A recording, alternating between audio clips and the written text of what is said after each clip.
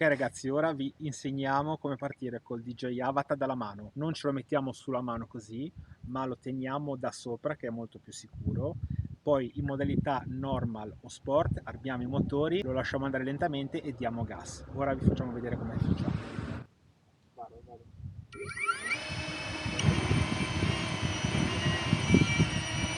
Vai ancora, vai. Molla.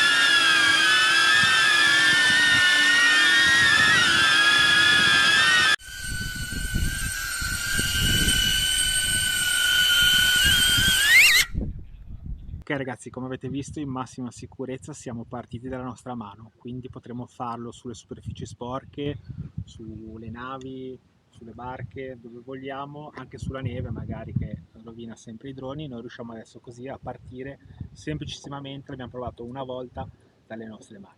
Ciao, sono Mini2. Per iscriverti al canale basta cliccare in alto a destra. In alto a sinistra c'è il video che YouTube consiglia per te. In basso a destra invece c'è l'ultima creazione del mio padrone. In basso a sinistra una playlist sicuramente di tuo interesse. Ti ringrazio di averci seguito fino a qui. Ora devo andare.